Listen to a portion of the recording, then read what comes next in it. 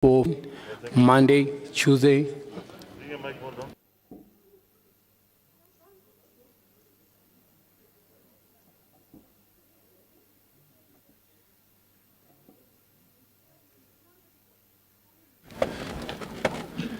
Testing sound 1, 2, 3. Huh? Testing sound 1, 2, 3, 4, 5. Sound check, sound check.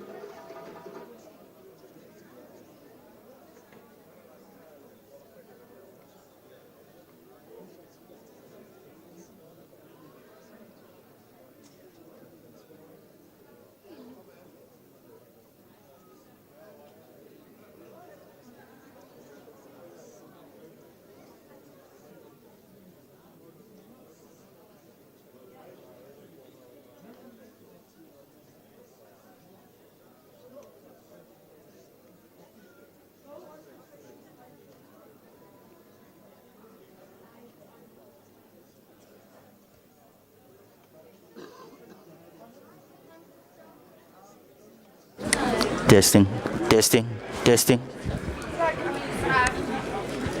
Testing, testing.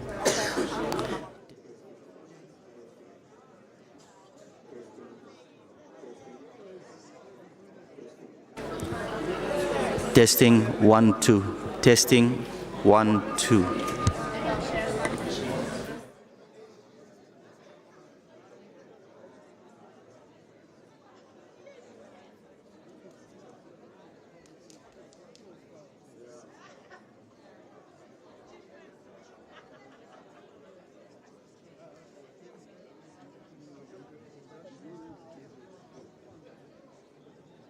Testing 1, 2, 1, 2, 3, 4, 5. Lining up testing Monday, Tuesday, Wednesday, Thursday, Friday.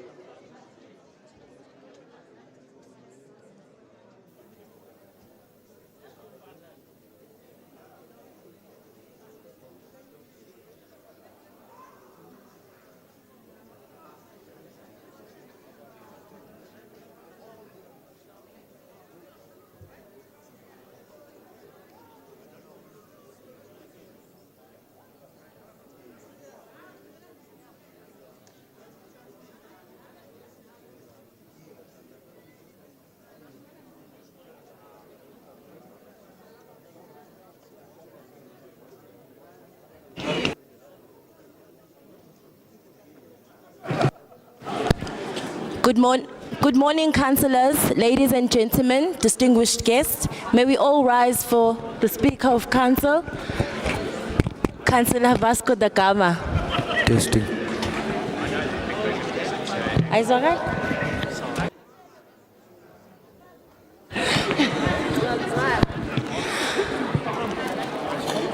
Good morning, councillors, ladies and gentlemen, distinguished guests. May we all rise for the Speaker of Council, Councillor Vasco da Gama.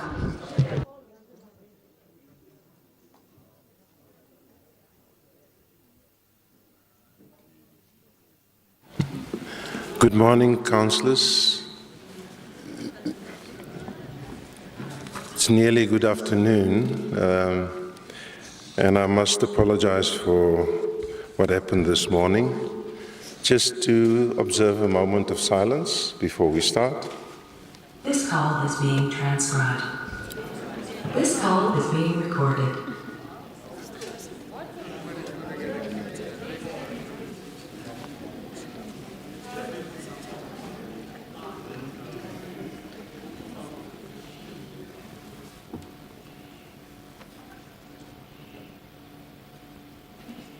Thank you very much. We may be seated. Can I please just ask that the sound be corrected? You can hear the echo.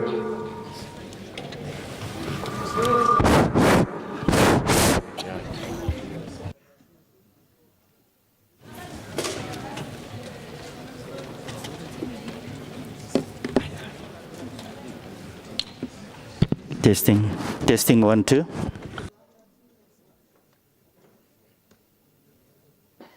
Is it fine? Just put a little bit louder. Hello? That's fine. Perfect. Thank you. Secretary?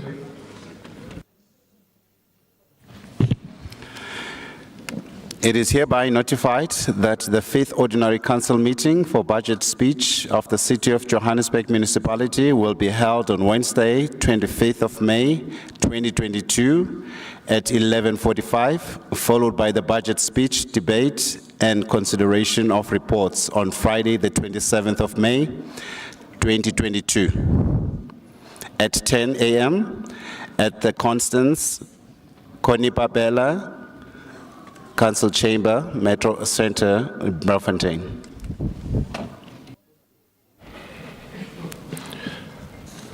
Thank you.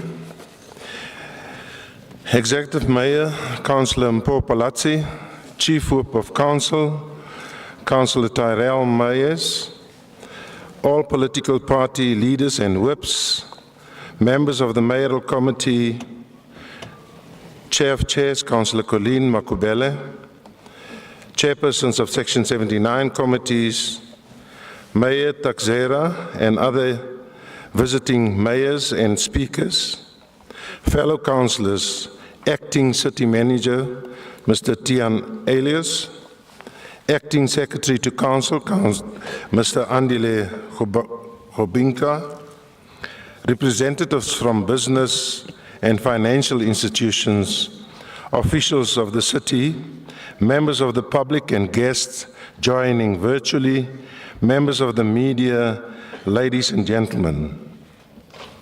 Good morning and a warm welcome to all. Every morning when we wake up to a new day, it is a blessing we must appreciate. It is another opportunity to be the best version of ourselves in word and deed as public servants. On Thursday, the 25th of April 2022, we convened here for the State of the City address and got a sense of the by this administration, as well as planned projects, initiatives, and programs to address those challenges and improve socio-economic lot for residents. On Monday, the 9th May 2022, we successfully concluded our integrated development plan sessions in the city.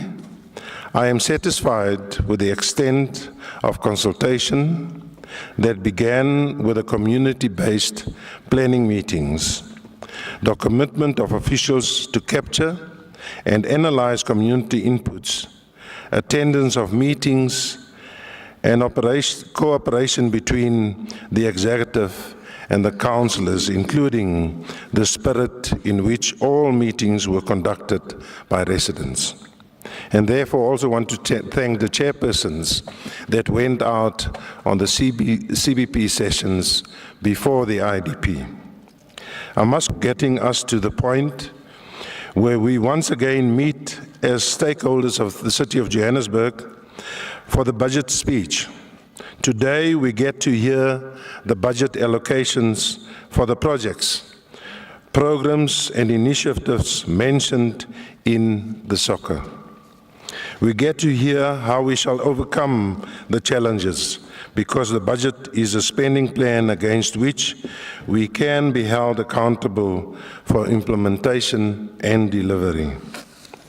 Councillor Sabadi, as the member of the Mayoral Committee for Finance, I trust that your budget speech expresses and her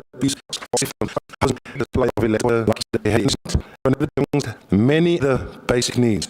We have a council's one common goal: to ensure the improvement of service delivery through the realization of the mayoral priorities to restore, maintain, and continuously develop Johannesburg into a globally acceptable socio-economic standard for our residents.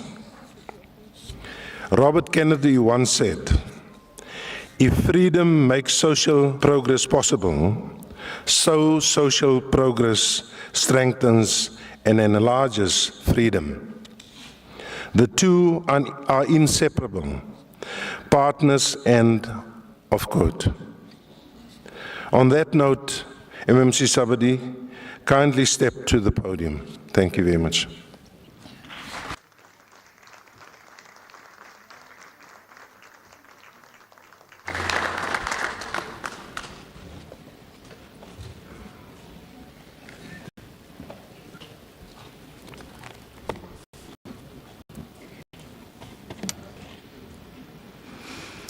Speaker of Council, Chairs, Colleen Makubela, members of the Mayoral Committee, esteemed fellow councillors, leaders of political parties, Acting City Manager, Mr. Tian Ellis, members of the media, distinguished guests, and most importantly, those whom we have been elected to serve, the residents of the City of Johannesburg. Good morning. Honourable Speaker, before continuing, I would like to extend my sincere condolences to the African National Congress caucus and the loved ones of the late Councillor Mpomorani. It has been a very difficult start to this year. We've buried 3 councillors, and it has been an extremely difficult season for the ANC. It breaks my heart that we have had to say goodbye yet again, and I have no words. I am in deep sorrow for your loss and for your pain. Councillor Mpomorani was a dedicated councillor. He was a devoted son. He was a loving husband and a doting father.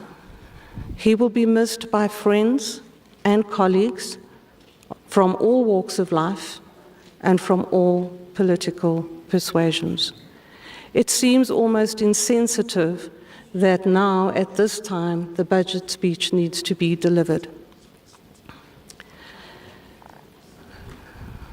Today is Africa Day. And we remember today that almost 60 years ago, the Organization of African Unity, the precursor to the African Union, was founded. The AU, a liberation movement, has not only invested in freeing the African people, but has also stood for unity amongst all on the continent. The AU has been a catalyst for great change, and we honor those who have committed themselves to this worthy and indeed necessary cause. We must always endeavor to celebrate the progress made, but we must never be content. Successes include enhancement of African agency on the world stage, socialization of the majority of the African political class to accept democracy and liberal values as the foundation for international cooperation in Africa. Speaker, it is indeed an honor to deliver the multi-party government's maiden budget speech today. In the local government elections on the 1st of November of 2021, The residents of Johannesburg, again, did not give any single political party a clear mandate to govern. This council is made up of 18 political parties, a testimony to a robust democracy, but also an indictment on governments gone before. We cannot govern without each other. Coalition politics are our reality for the foreseeable future. This presents us with an opportunity to deepen democracy and strengthen a culture of collaborative politics and government. This multi-party government was established on the 14th of December 2021. In January 2022, we launched our Golden Start. The Golden Start committed to immediate and visible service delivery based on the multi-party government's 7 mayoral priorities to prove to you, our residents, that this is not a glibly chanted wish list, but a framework to govern and guide every decision that is made and every rand that is spent. Those 7 mayoral priorities are: number 1, a city that gets the basics right. Number 2, a safe and secure city. Number 3, a caring city. Number 4, a business-friendly city. Number 5, an exclusive city. Number 6, a well-run city. And number 7, a smart city.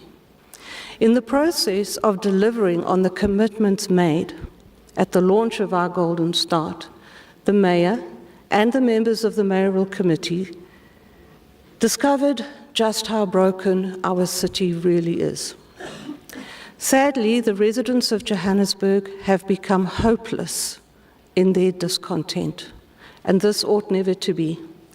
When I look at the city, I consciously consider our children and the environment that we have created for them.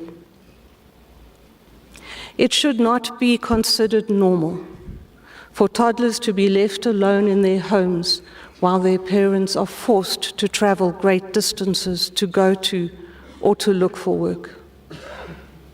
It should not be considered normal for children to use bricks as stepping stones to cross a road flowing with raw effluent. It should not be considered normal for young adults to feel so despondent that they don't even bother to look for work anymore. It should not be considered normal for breadwinners to depend on grants and rebates to be able to put food on their tables. And it definitely should not be considered normal for our gogos and tatamkulus to have lost their dignity. It should not be considered normal, Mr. Speaker, for all of our residents to no longer dream about a better future. Mr. Speaker, our once shining city of gold is broken. A city of broken roads and broken promises, broken streetlights and broken traffic lights, broken power substations and broken sewer pipes, and our residents are not fooled by comforting cliches and catchy phrases, social platitudes of many words saying nothing of value. The reality is, we are broken. There is an art form where broken pottery is carefully restored by filling the cracks with gold. The repaired object unashamedly showcases its flaws, but is once again useful and possibly even more precious than before. The artist's painstaking work not only shows care, but also a hope that what was once broken can be repaired. This process is called the golden repair.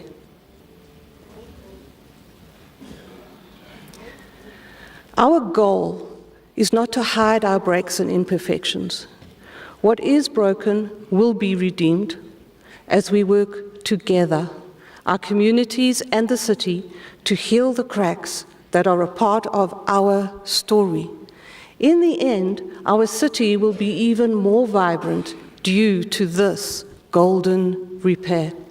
We have decided to use the basics of what we have to express resilience in the face of the challenges ahead. Restoration takes time and focus. The glue must dry and harden before it can be dusted with gold, teaching us patience as our Igoli is brought back to her glory days. We know that all things are destined to be broken someday, which offers us a depth of understanding, a resonance that others who haven't traveled our path may not possess. This wisdom is now ours to embrace, and I firmly believe it is something we should treasure. This multi-party government is not starting over, not scrapping what was done before. Besides the fact that that would be an unforgivable waste of money, we are embracing all of our histories together and building a new future together. The Golden Start has taken root, and this next phase, where we cultivate the Golden Start, we are proud to call our Golden Repair.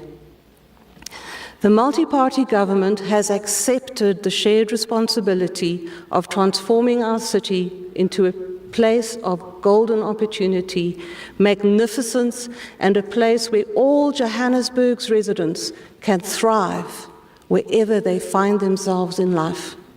This budget shows our commitment to take what is broken and repair it. Today, I am delivering the Golden Repair Roadmap. As representatives of our communities, we have adopted the principle of nothing for us without us. You spoke, we heard, and now we are responding. But residents of Johannesburg, the city cannot be repaired without you. A society is built on an agreement, a social contract, if you will. It is time for us to rethink our current agreement. For our Golden Repair to succeed, this multi-party government, all politicians represented in council, all city employees, and you, our residents, need to embrace a new culture, a culture of cooperation, a culture of collaboration, and a culture of mutual respect. It is with this Golden Repair in mind that I table the 22-23 budget. The challenge that we face at the start of every budgeting process is to take stock of the funds that we have available. The COVID pandemic had an incalculable effect on our city. We are, however, encouraged by signs of recovery, but sadly, other global factors are now in play. The war in Ukraine has led to uncertainty that very likely will have an effect on the South African economy. And closer to home, interest rates increased last week, the fuel price will increase in June, and inflation continues to rise. The result is heightened pressure on our residents' income. The city must be more strategic than ever, and we need a deep understanding of the economic landscape and appreciate the investment required in operations and projects that will lead to growth and stability. The city of Johannesburg has a population of roughly 6.2 million souls, rivaling cities such as New York, Hong Kong, and London, and vastly exceeding the populations of major cities like Toronto, Berlin, Sydney, Nairobi, and Los Angeles. What we also have in common with Toronto, London, and Hong Kong is that we live in a very unequal society.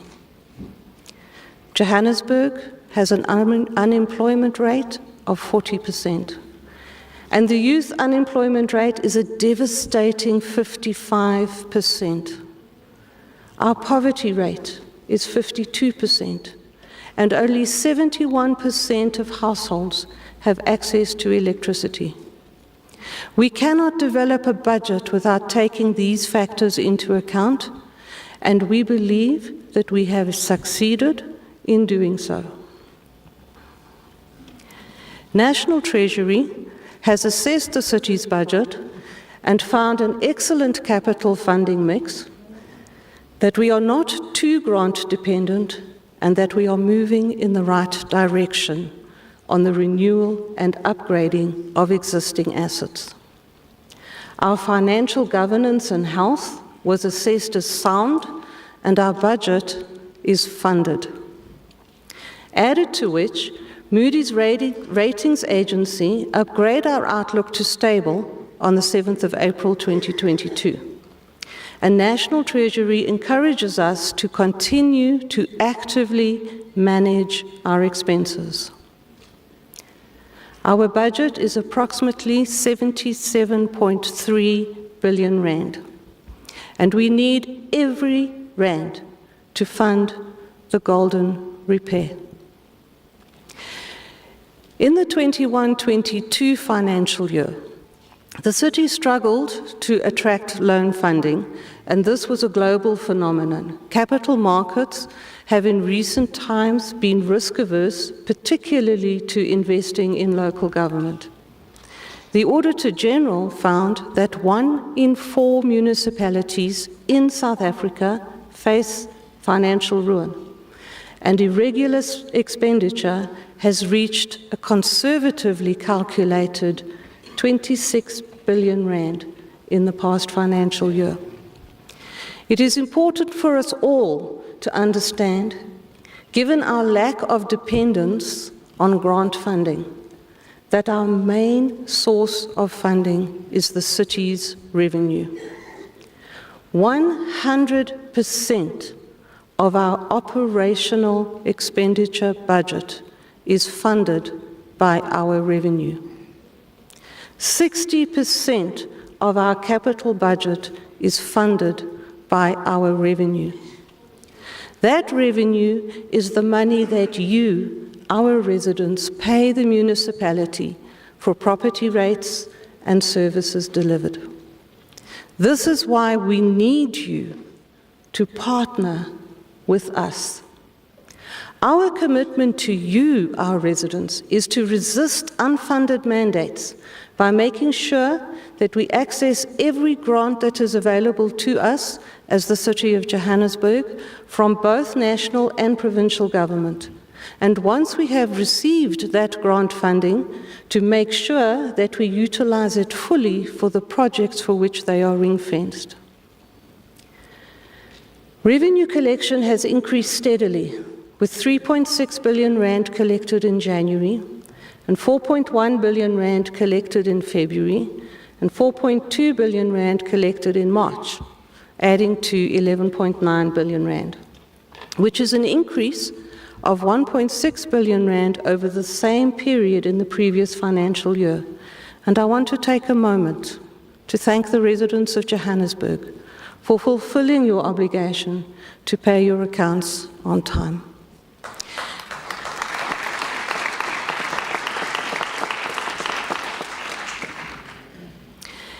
It is well known that some of our customers owe Johannesburg a lot of money in unpaid rates, taxes, and services. Revenue to this city that is owed is no longer counted in millions. Sadly, it is now counted in billions of rands. This government is not unsympathetic to our residents' financial situation. On the contrary, we have put a comprehensive debt rehabilitation program and a rebate structure in place to aid those who are struggling to make ends meet. But we find ourselves caught in an unproductive cycle. Residents are averse to paying their municipal accounts due to a prevailing experience of unsatisfactory service delivery. On the other hand, the city is struggling to deliver satisfactory services without the required funding to do so. We have no choice but to break this cycle. The status quo is untenable. We acknowledge that previous governments have to bear some responsibility in that they neglected to administer credit management impartially, leaving City Power and Joburg Water experiencing a decline in surplus and cash. In January of this year, this multi-party government launched an intentional campaign to collect from those who are able but unwilling to pay. Mr. Speaker, the numbers are staggering. National and provincial government establishments in the city owed us close to 700 million rand, of which we have collected 300 million rand to date.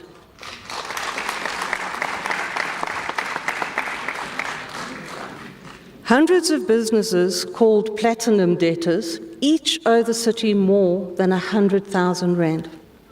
We made all reasonable attempts to negotiate with these customers, but when they failed to respond proactively, their services were cut. I have come to view this as a moral issue. Every single government department, business, or individual that is unwilling to pay is disrespecting every single hard-working ratepayer who, despite their own difficulties, is consistently paying.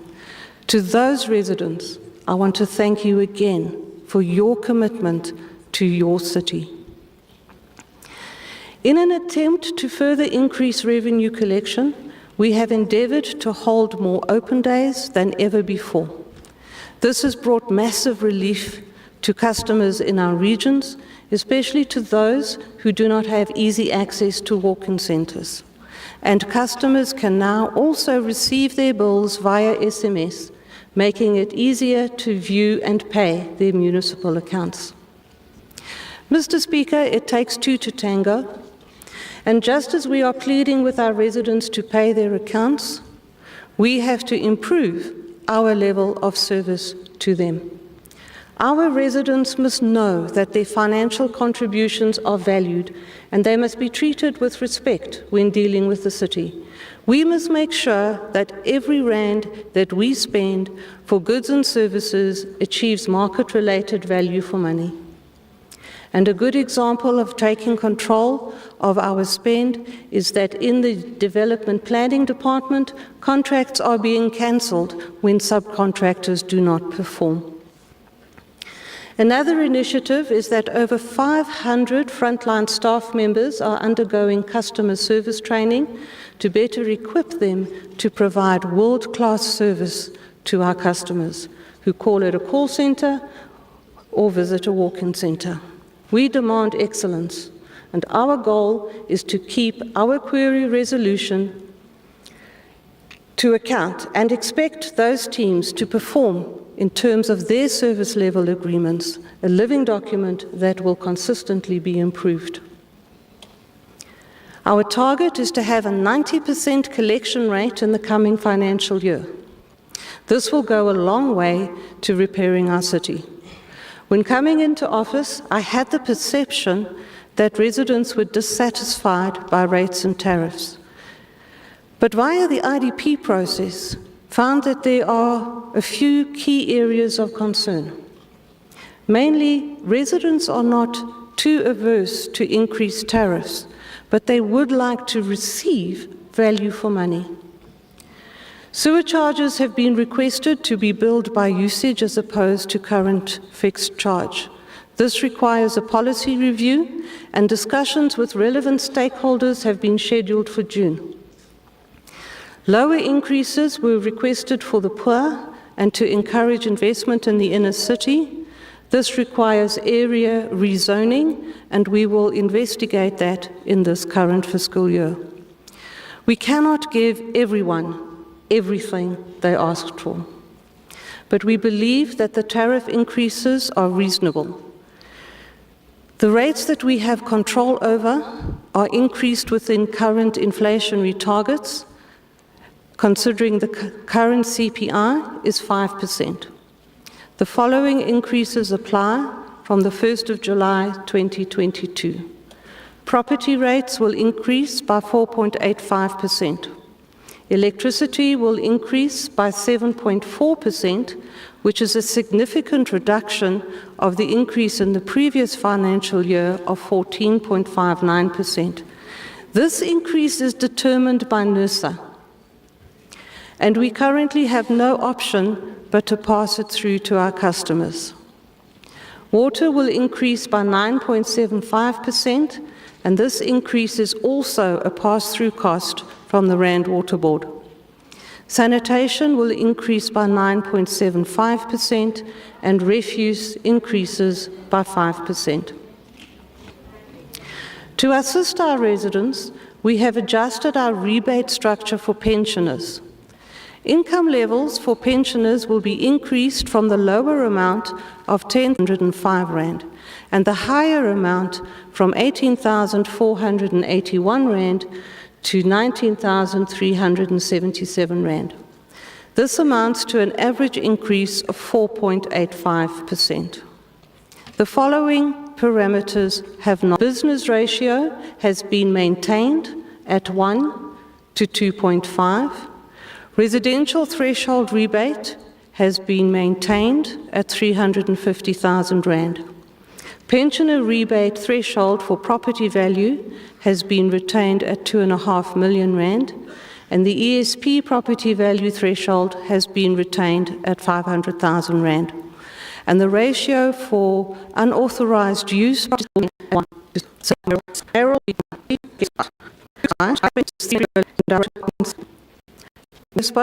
and we're planning to integrate 2,912 electronic and 2,927 physical submissions.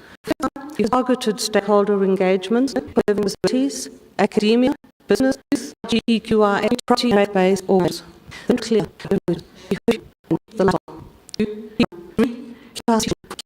These receive this government of being the basics right. Mr. M. Cloud tells as well as in joint communities. Rebuilding will be instant necessary. But we are also allocating substantial amounts to repair existing infrastructure and facilities. We have made the following capital expenditure allocations. 1.2 billion Rand capital on electricity infrastructure. 1.1 billion Rand capital expenditure on road infrastructure. 930 million capital expenditure on the water supply and the sewerage infrastructure. 89 million Rand capital expenditure on sports and recreation facilities. Getting the basics right is a broad concept, and during this financial year, we'll be looking at the following. So if I were to ask any resident what their main complaint was with regards to service delivery, 9 times out of 10, they would mention power outages and load shedding. Power outages and load shedding have a boundless negative impact on our city. City services are inextricably linked to a reliable power supply. Business, and especially small business, is suffering vast losses resulting in further job losses. Educational institutions are losing valuable study time. Unlit streets and public spaces are increasingly dangerous. The health sector cannot provide critical care. And no less important, our home lives are constantly disrupted. Food going to waste, appliances breaking, and children forced to study by candlelight, to name only but a few. For the City Power turnaround strategy, we are utilizing both capital and operational budget. Capital expenditure as I said, amounts to 1.2 billion rand, and that is to fund the infrastructure upgrades and refurbishments. The operational budget for City Power is 20.5 billion rand, of which 1.6 billion is earmarked for the reduction of power outages. This allocation is justified, given the historically low expenditure on City Power that has led to a breakdown in the city's power network.